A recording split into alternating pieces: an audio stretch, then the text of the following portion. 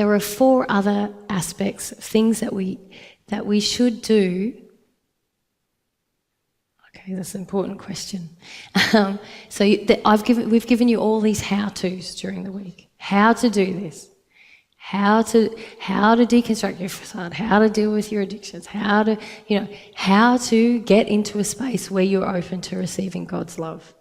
The biggest question, which is the question that involves your will, the very first gift, is, do you actually want to do it? Because unless you want to do it, unless you want to receive God's love, anything else you do, it's not going to have any impact. And so this is where we can again begin to think about our will like a muscle. Do you remember I did that at the start of the week? So while we're using our will and engaging our will to engage with the facade and the addictions and the hurt self and forgiveness and repentance, there's also this issue of just strengthening that will muscle to receive God's love. And what were 4 key things I said? And I used the analogy of weight training. What were the 4 things? Does anyone know the 4 things that I said we needed to in order to grow a muscle? Bruce? We'll go to Bruce and then we'll go to Peter. Bruce is looking a bit like, I can't remember them all. 4 things may be hard, but exercise it or stimulate it. Yes, we talked about overloading stimulus, didn't we? Which we drew. Overwhelm. Overwhelming, yes.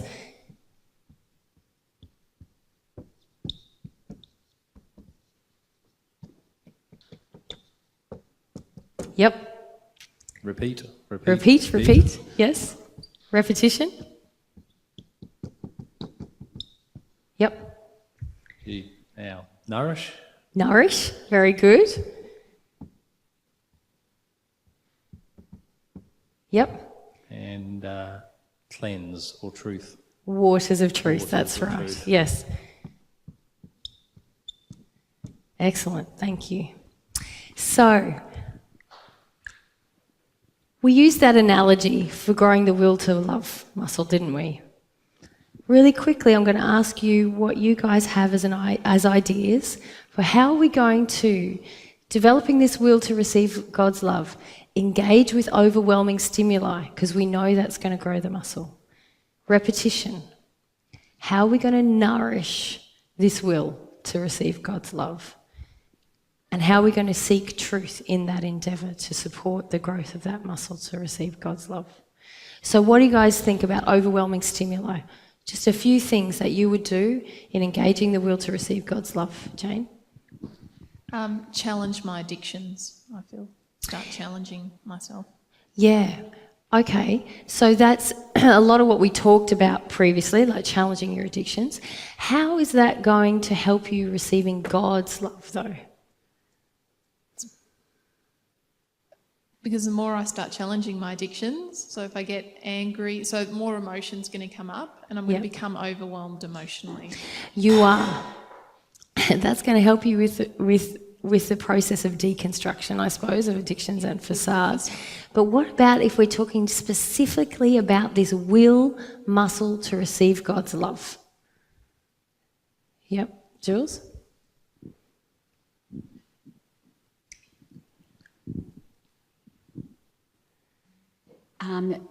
To be truthful, God's truth at all times, no matter what the situation is. That's going to help you with developing your will to love. Absolutely. That'll be overwhelming emotionally. Yes. So let's talk about the will to receive God's love. And let me give you, if we come forward to Lani. Yeah. Sorry, everyone, my voice is really giving out. Yeah. Prayer? Prayer, yes. Yes. And we're going to engage with this relationship with God, aren't we? Through, we call it prayer or longing. And we're going to allow that engagement with God to overwhelm us emotionally. If we don't do that, we're not engaging with this enough stimulus. It's like, oh, God, no, okay, that's enough. That's not overwhelming us, is it?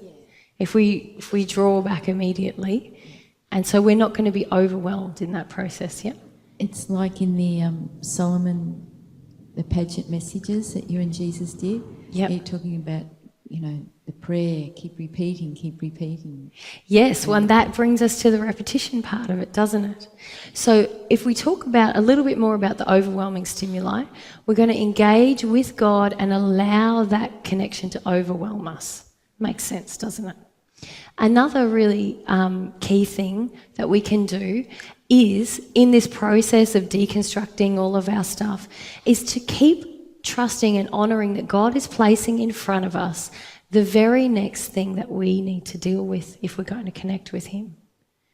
That's going to be good for us. A lot of us come up to things, we go, oh, that's too overwhelming. I'm going to deal with this side issue of like chocolate addiction rather than this huge whopping issue in my relationship. Well, I've been dealing with a lot of what did you say to me earlier in the week, Kel? Shopping, I don't do that as much. I don't do coffee, I don't do this, but there's all this stuff in my relationship that's banging us in the head every single day. But we go, oh, look, no, too overwhelming, not going to do it. But if we want to receive God's love, we're going to use our will to go, I'm trusting God in this. God knows what's the next best thing for me to deal with. And that will be overwhelming. Repetition. So if we're not praying every single day, how much will do we really have, and how much are we growing our will? And a lot of us avoid the engagement with prayer because we feel hopeless about it, don't we? But imagine if you engaged your will to pray every day and it uncovered a huge feeling of hopelessness that you grieved. Now, wouldn't that be better? That would be overwhelming. And that would help your will muscle, the will to receive God's love, to grow. Justin, you want to ask something? Oh, you're scratching. Yep, cool. All right. Nourishing. What do you think is going to nourish this will to receive God's love? What might we engage with? Jesus? Just knowing more about God. So spending a lot of our time studying about God, thinking about God, looking at the universe and investigating what the universe teaches us about God, giving every single interaction we have with other people, what does it tell us about God? Yep. Every interaction we have with the environment, what does that tell us about God? And so forth. Yep. Just drawing every question back, what does this show me about God? About God. So, and lots of things that Corny alluded to as well, of just being in nature and allowing all that stuff about God and engaging, as you said, the will, like, right, now I'm in this interaction, what's it going to show me about God? Right, well, now I'm going to have another interaction, seeking out those opportunities. Justin? I find myself doing that, and it drives me absolutely mad at times. Like, it really does, because I walk around going, okay, what's this about, what's that about? And it's just, and I get in this analytic kind of Analytic. space, and it just drives me crazy. Yeah. Like, Yeah. Why does it drive you crazy? Because there's just so much going on in my head.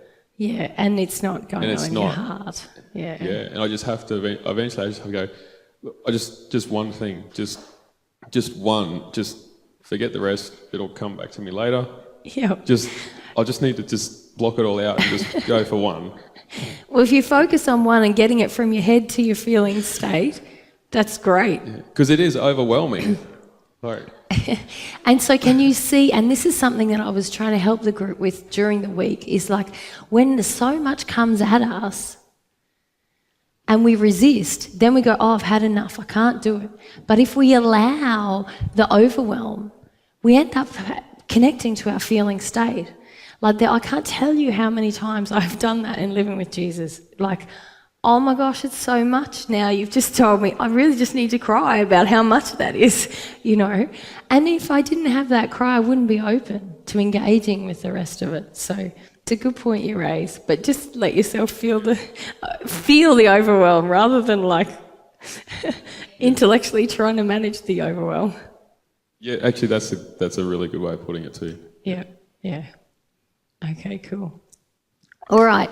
Now, what about our exposure to truth when it comes to growing this will to receive God's love? How is that going to apply, do you reckon? Nikki?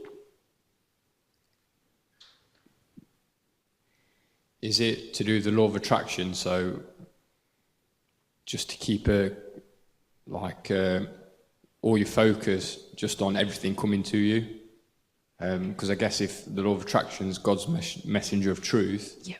then I guess you've just got to always be sensitive to all your interactions with everyone, I guess. It's sort of similar to what Justin was saying, wasn't it? Like analysing, okay, what truth is being shown to me through this attraction or whatever. Yeah, I feel that's a huge part of it, but keeping in mind it's the honour of God's truth that we want to see. So remember, I encouraged a few people during the week to analyse what is God's truth in relation to what I feel. And so I feel that's a big part of it also. Yeah, thanks, Nikki. Yeah, Kelly? Yeah, it was uphold truth in all situations and don't ignore the truth when you can see it. Yeah, and being humble to the truth that God's trying to show us, hey? Yeah. A lot of us get into this, I'm going to uphold truth when it's just our personal truth as well. And so it's important to draw that distinction. Honey, yep. We have a tendency to uphold the truth only when we've got personal investment. Exactly. And then when there's no personal investment, we have a tendency to completely ignore the truth in a lot of cases. And we gave a lot of examples this week where people, even in the kitchen, when we were having dinner, we're having discussions after dinner where people just completely overlook the truth in that moment because there's no personal thing you're going to get out of it. You might get attacked, actually. Yes. And this is about having the courage to actually live in harmony with the truth about God and God's principles that you receive in the process. So, yeah. Yeah, regardless of our personal, how it might affect our personal circumstances. Just that one thing alone, adhering to that one thing alone, has the power to bring you through so much stuff, like fear of emotional overwhelm. Trust me, you're going to face that one when you just decide, that's it, I'm upholding God's truth and God's principles in every interaction today.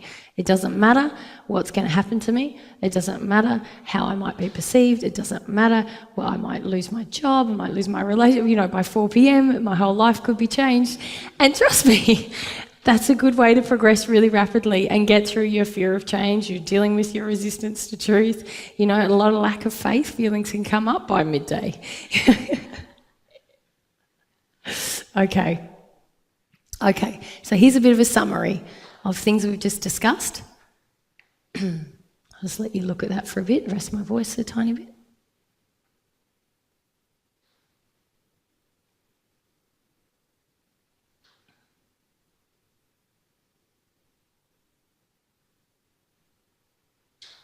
All right. And remember in the discussion that I had with Cornelius, when Cornelius was doing the weights lifting, we talked about things to avoid. Can anyone remember some of the things we talked about to avoid when trying to grow this will? Bruce? Getting someone to do it for you. Yes, getting someone to do it for you. How's that going to work out with longing for God's love? It's not really going to work out that good, is it? It's impossible, in fact. And one of the big things we talked about was, and I'll just pop them up on the screen because I think it's the next slide, relying on others. So imagine if we just start relying on others to gee us up in this pursuit of God. Yeah, God, that's, who's experienced that really encouraging support for you seeking God? Not many, most of the time, because most of the world's in a lot of resistance. They're resisting that process. And so you're going to have to avoid relying on others for validation in that quest. Bruce? I think I've relied on you two guys a lot. Yeah, that's common. That's something we're working through a bit as well. Helping everyone to embrace this gift of will, that it's your gift of will, and there's only so much we can do. Yeah. And giving up when things get uncomfortable.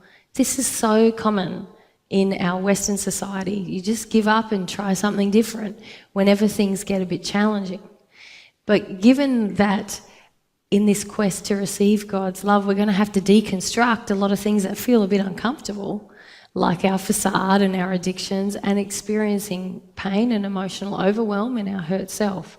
we're not going to get very far if we give up at the first sign of discomfort. And this is where this adherence to principles of truth and love will really pull us through a lot as well. Does that make sense to everyone? Yeah. Lani?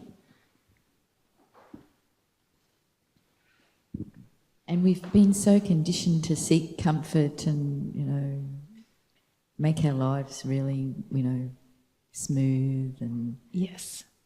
So, yeah, there is a resistance to feeling all that huge changes. And Yeah, and look, guys, when Jesus read out the list of names today, I almost felt like I didn't really deserve to be on that list, honestly, because this growing my will to receive God's love again is really challenging for me also. I feel like I've been conditioned to seek a lot of what I've called comfort, but as I've worked through this process of deconstructing my facade and dealing with my addictions, that's felt really, really uncomfortable. For 5 years, it's felt really, really uncomfortable. So I did have to keep growing this, desire for truth and, coming back to truth. And it's maybe a stubborn aspect of our soul when it's in error. I can't let things lie if I know that there's an error involved. So I came back a lot of times to things that were very uncomfortable for me. And I had to be willing to go through that. And do you know what I'm finding now at the end of 5 years? This process that I'm talking to you guys, I spoke twice this week about will because I am so passionate about it at the moment because I've been someone who didn't want to know about their will. And now that I'm like rediscovering, if you like, this gift of my will, it's so precious to me. And it's a wonderful thing actually to embrace your will. It feels uncomfortable as we go through all that deconstruction process. But as you start to make headway in there, inroads, it feels like a beautiful thing. And what I used to call comfort now feels gross and disgusting and like really uncomfortable to me. Like sitting and having a dinner chat that's totally in facade and addictions now feels, I don't know if I can bear it. If there's not any bit of truth in the next 2 minutes, I've got to go, And if I don't have a voice, well, we're stuffed. If no one else wants it, I'm going to have to leave. And there's a new kind of what I would call joy or satisfaction or comfort, maybe even if you call it, except you probably wouldn't call it comfort if you're still on the other side of addictions and facade because it feels much more real. It's much more exposed. The truth is more present in every interaction. And I'm not perfect at that yet, but even just growing my will enough to want those things again, that feels precious and it does feel like a gift that I'm actually receiving this gift again properly. so it's getting used to feeling exposed. Yeah, that's one of the many things. Uncomfortable, exposed. That was a big thing for me. There's a lot of fear of judgment and condescension in me. So I feel often still really exposed when someone points out an error or something. But when you love truth, when you grow this love of truth and this will to love, you get used to that feeling and you feel it more as your own feeling rather than projecting it out as a discomfort onto others. So it's going from fear of being exposed to love of being exposed. Yeah. Because exposure is the real thing. Like it's all, if we're looking at things from God's perspective, there is no, all that chatter, facade stuff we put up, it doesn't even exist. God's like looking at the real stuff going, what are they doing? It's all a big smoke and mirrors attempt and none of it's real. Yeah. Okay, guys. So, I think that's about it and I did it in time. I apologise deeply for my voice. It's might be a little bit hard to follow. Oh, actually, I'm not finished. 2 other things that we said to avoid. Eating junk food, remember? And the sugary, what feels all wonderful and smooth and sweet out there in the world, all the lies that have, I always think of the Coke commercial where everyone's smiling and drinking down the poisonous sugar, That's kind of what it's like in the world out there, isn't it? And we can buy into that, can't we? Because everyone goes, hey, you're one of the team and this is great. And even if deep inside you feel like this is all a big lie, there's an attraction there, isn't there? But if we're going to receive God's love, develop this will to receive God's love, we're going to say no to that in future. I think so engaging in junk activities, this is like the junk activities we've referred to a lot, like, there's so much junk you can engage in, isn't there? Like computer games and, fashion magazines and all these things that really don't hold any spiritual value. All these things that just sort of ways that we've addictively created to pass the time. And for lots of us, that's seemingly really banal things that you wouldn't really call sinful. Even cooking. I've engaged cooking as a junk food activity just to pass the time and distract myself at times. So if we really want to grow this will to receive God's love, we're going to stop engaging in those activities. And then drinking down the lies and letting ourselves get away with it, just for the sake of fitting in or avoiding a bit of discomfort or uncomfortability. Okay.